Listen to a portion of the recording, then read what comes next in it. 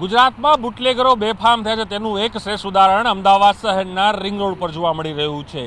આ Shantipura ચોકડીથી સનાતલ toll plaza તરફ જવાના રસ્તાઓ પર ગત મોડી રાતે ગંભીર અકસ્માત થાય છે। એ અકસ્માત થાય છે તે ગાડીનો, અને ગાડીની અંદર દારૂ મળે છે। જી ચોક્કસ, હું આ ફરી કહી રહ્યો છું, આ ગાડીને અકસ્માત નડે છે।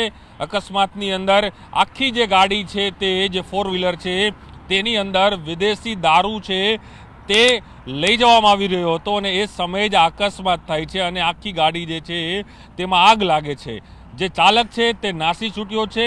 સરખેજ પોલીસે ગુનો નોંધ્યો છે, પરંતુ હજુ આ કાર ચાલક કોણ હતા અને આ બુટલેગર અથવા પછી આ દારૂ લઈ જનાર કોણ છે તેની હજુ પણ કદાચ ખબર નથી પડી। પરંતુ સવાલ એ થઈ રહ્યો છે કે રાત્રિના સમયે આ પ્રકારની ગાડીઓ અહીંથી પસાર થાય છે, એ પણ અમદાવાદ જેવા શહેરના રિંગ રોડ ઉપર।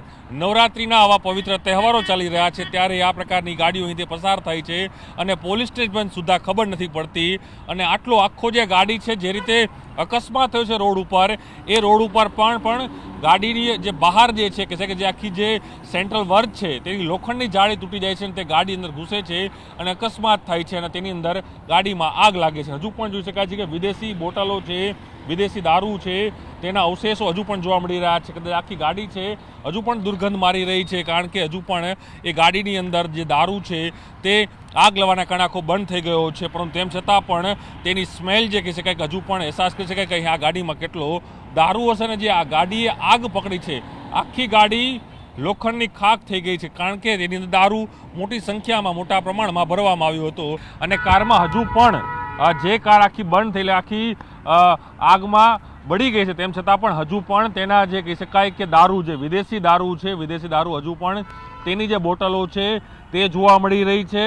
પોલીસે હાલ, એટલે સરખેજ પોલીસે હાલ ગુનો નોંધ્યો છે, પરંતુ સૌથી મોટી વાત એ છે કે અકસ્માત એટલો ભયાનક અને ભયાવહ થયો હતો કે તેની અંદર આખી ગાડી છે તે અહીં જે બંધ થઈ જાય છે, ત્યારબાદ એ ખુદ જે ચાલક છે, કાર ચાલક, તે ભાગી છૂટે છે અને કોઈ પણ પ્રકારની જાનહાનિ નથી થતી। પરંતુ સવાલ એ થઈ રહ્યો છે કે આની પહેલાં પણ અમદાવાદના એસપી રિંગ રોડ ઉપર આ પ્રકારની ઘટનાઓ બને છે। દારૂ સાથે ગાડીઓ અકસ્માત થાય છે, દારૂ સાથે અકસ્માતના કારણે અનેક લોકોના મૃત્યુ પણ થાય છે।